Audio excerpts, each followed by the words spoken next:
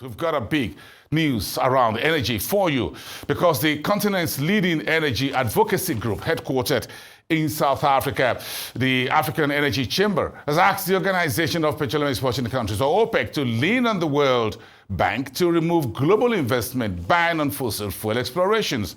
And that was contained in a statement made last week in Vienna by Ayuk, the head of the African Energy Chamber, at the 9th OPEC International Conference. In the meantime, Ayuk says a number of Russia's energy companies, such as Gazprom, are ready to invest in projects across Africa's hydrocarbon industry, based on his discussions at the Russia's Energy Summit held in St. Petersburg last month. Now, joining me to discuss this and more is Ayuk himself, the executive chairman of the African Energy Chamber. Great Tuesday evening to you there in Johannesburg, my friend. It's good to see you. It's an honor to be with you again, boss, and thank you for having me. Thank you very much. Let's start with President Trump's package of sanctions and tariffs aimed at Russia. What is the outlook on this from the global oil and gas industry's perspective?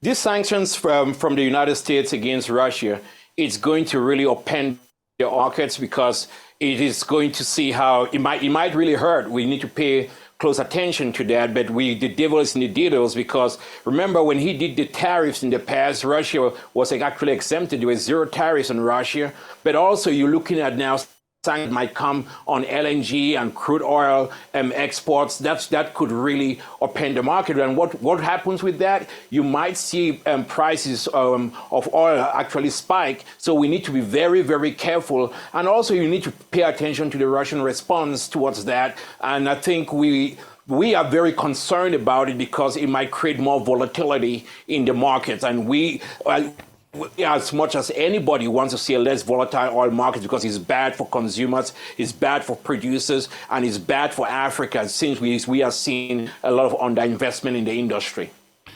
So, United States and Russia are giants when it comes to global energy industry. These are two elephants looking at this. President Trump is talking about 100% tariff.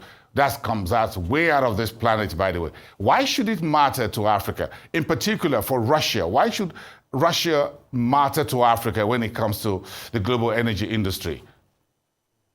I think the Russians have played a big role in being drivers of natural gas to the world. But let's not forget, Russia is actually not supplying a lot of natural gas to the United States. Less than 5% of Russian gas or Russian exports are going into the United States. So it's not really going to hurt them more. You need to look at where Russian gas goes. It goes into China, it goes into India, it goes into other markets that are using gas as a high demand. When it comes to Africa, we have seen some purchases of gas, be it in Egypt or South Africa, from Russia, but most other African countries that really need gas, they've been unable to afford it because, it's not free. You got to pay for something. But what it could really hurt is going to hurt around exports, around fertilizer that we need so much to drive up Africa's agricultural basis, and also wheat that comes into that.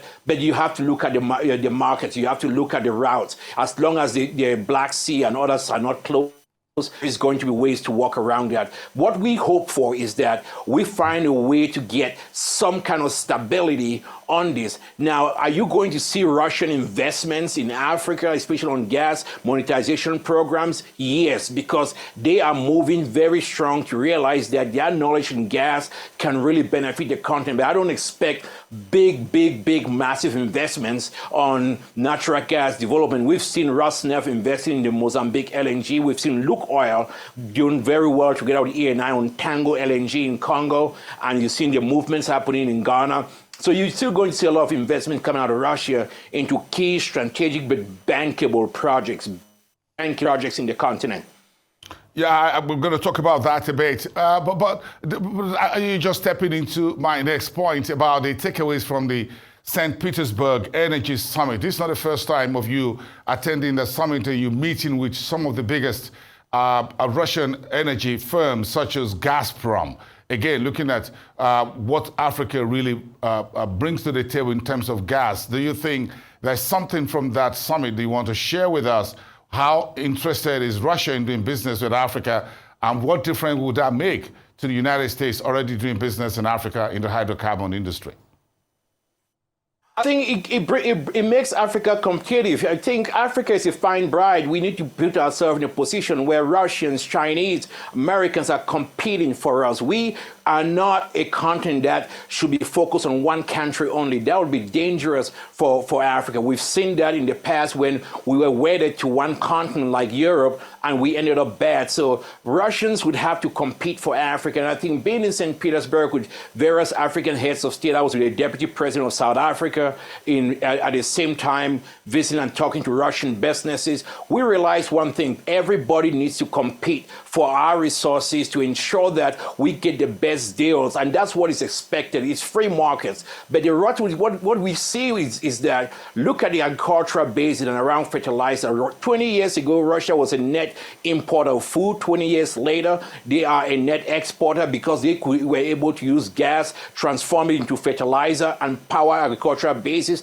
and now they're supplying wheat. So imagine a countries at war like Russia and Ukraine are still supplying wheat to Africa. We could learn from some of those technologies and turn our stuff around. But their export invested into Afrexim Bank, and they've invested into various African companies that are actually delivering and changing things. That doesn't stop us from doing business with our Middle Eastern counterparts, or best of intra-Africa trade, energy trade, for us to trade among ourselves, because we got to put skin in the game and drive it up and then welcome others to join us. Very interesting. So we've got to deal with Russia on one hand, United States on the other hand. So if you give me a sense of what the discussions were in Petersburg about doing business in Africa, how do you think Russia want to play? Will it be any different from how United States and others, the Italian energy giants, is it France, anyone else doing business in Africa so far, the British? I think every continent will always make its own pitch and tell you they are the best bride or the best groom. I think the devil is always in the details. But one big caveat for Russians trying to look at the African energy industry, especially like stream or midstream or some kind of gas monetization project, because Russia is big on gas. But what do you think would happen? The cost of borrowing for Russia right now is very, very high. So they start looking at their services, where can they bring in key, unique services into the continent to power up some of our African independent or national oil companies to show up so that they can use their technique know-how to good that. That is all fine, but the devil is in the details. So I'm an African. I would rather prefer strong African companies powering and developing African energy sector while collaborating with parties internationally. But it's important that we have an Africa First strategy. Then we welcome others to join us. We welcome everyone to join us. And one of these you're inviting to join us was at the OPEC conference last week in Vienna. Expand for me those three financial priorities that you placed on the table for OPEC and others, and why are these three priorities very urgent for Africa? Walk me through those 3 points. NJ. Burson, I didn't just want to go OPEC just to participate and just to be there for the season. I wanted to be there for a reason. And one of the key things is that we have critical issues right now in Africa. The underinvestment in oil and natural gas is hurting Africans every day. We are not getting the right kind of funding that we do, because most DFCs, be it in Western countries or World Bank, they're not touching even field development projects when it comes to gas or even oil. They have frozen Africa out. Europe said natural gas is green. They changed that taxonomy, and then they could fund gas because it's green energy. I believe gas is green energy for Africa as well, and we should be able to unleash finances into that so we can drive Africa's potential and really do projects from capturing gas that is being flared to do power projects or fertilizer or LPG or CNG projects. It paves our continent towards going to a just energy transition. But also we need to be able to be fair. We need to fund oil and gas projects. It's no longer the time to sit in these meetings and then just have a great discussions and then go back hand alone. And I'm more proud of the African delegations, be it Owando, who was there, NNPC, the Nigerian minister Heineken. Oh, this guy is an OG. He really make case for investing in Nigeria. I love Heineken. He was right on point. Bruno Eto'o, Senegal, that might be joining this big OPEC family very soon, going in there, having a strong African voice. And I felt that it was very, very important for us getting our voices harnessed. And it was also very important to have Africa private sector like Owando really driving that message that Africa is ready for investment, but we have to come in there with financing, because that is what is holding us back.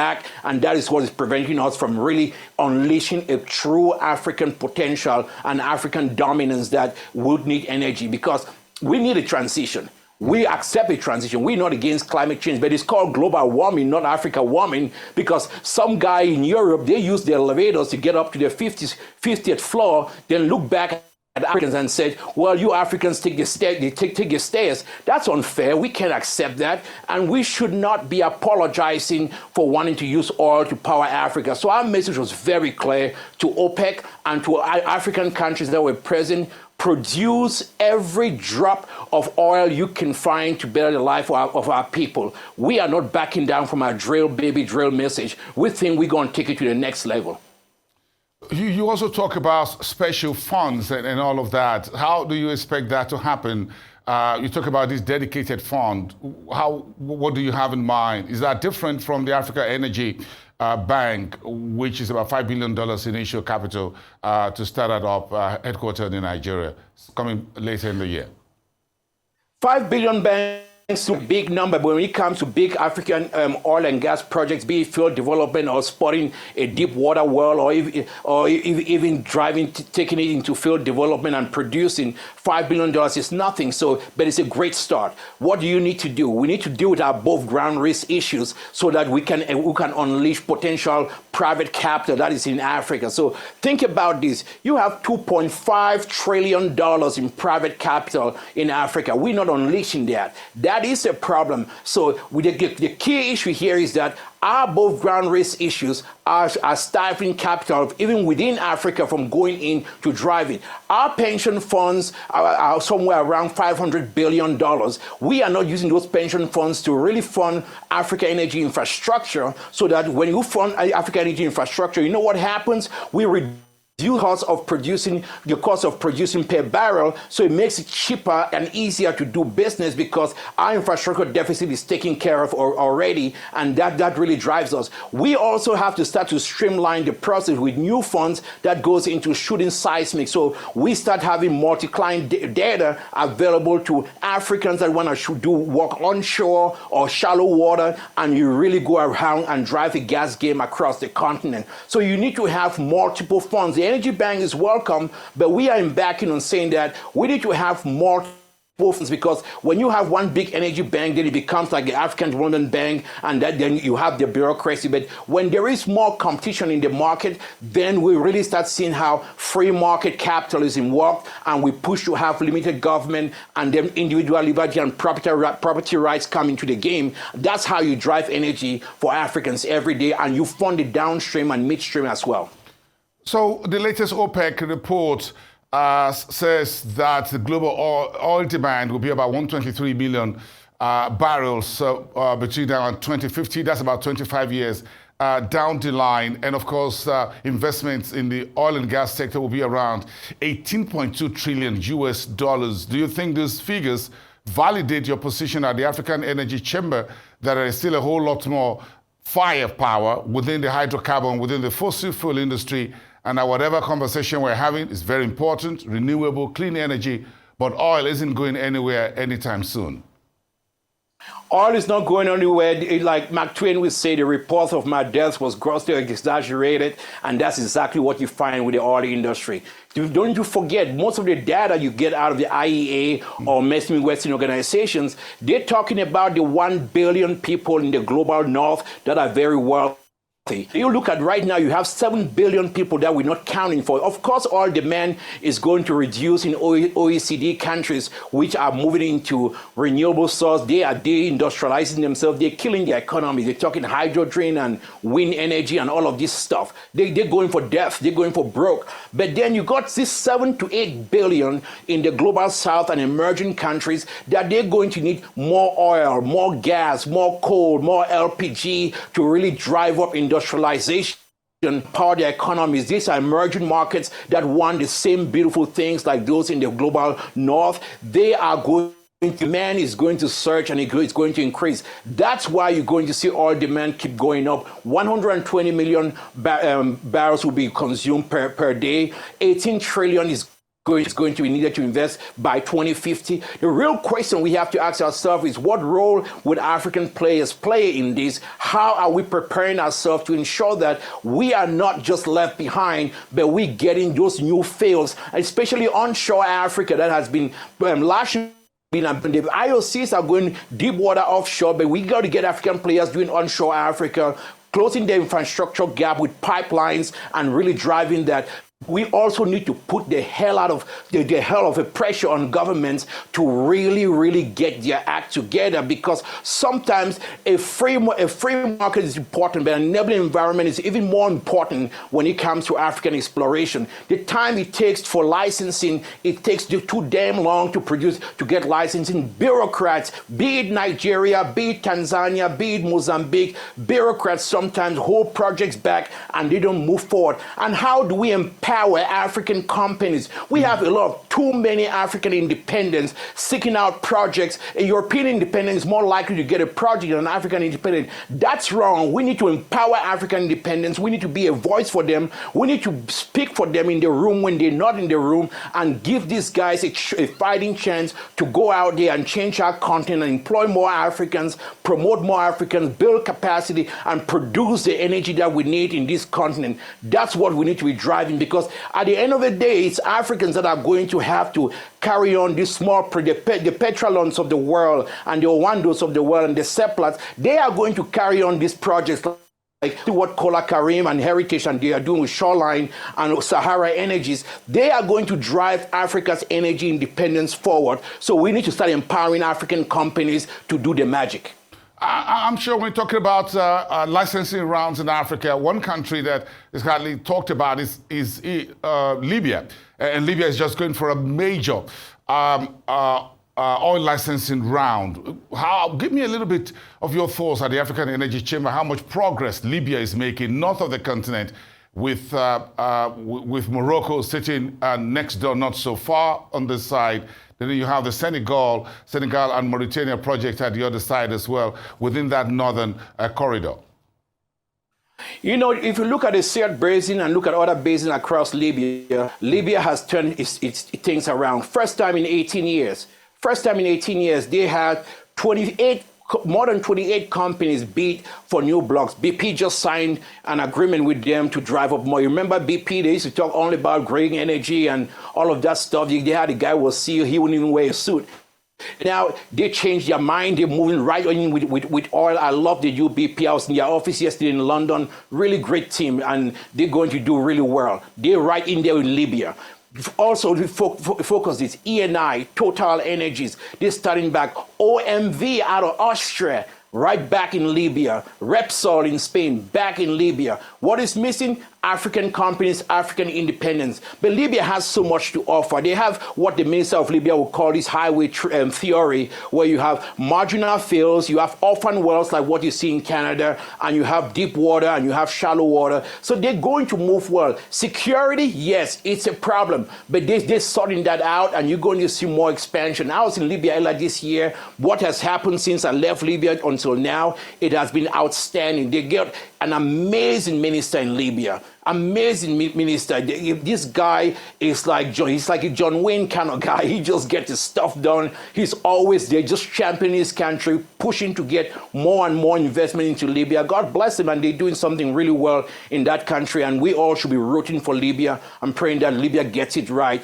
Look at Senegal. You know, Senegal has its twists and turns with the oil majors, but they're getting it now together. You know, first oil with Sangoma, coming on. They're going to look at doing more exploration, working together with geo partners. Mauritania has been going with the whole energy mix where you're seeing them look at that hydrogen stuff and solar and wind, but they are very focused in driving gas, and they're looking for more investments around the BLR project in Kenya. So I'm excited with what I see in that region, and they're still entertaining the idea of having a pipeline going up to Europe, but they're also looking at investing in their country. So don't bet against these countries. They are resolved to getting a lot of stuff done, and I think African investors should be playing in those markets and not just getting comfortable in the markets where we think that is our home.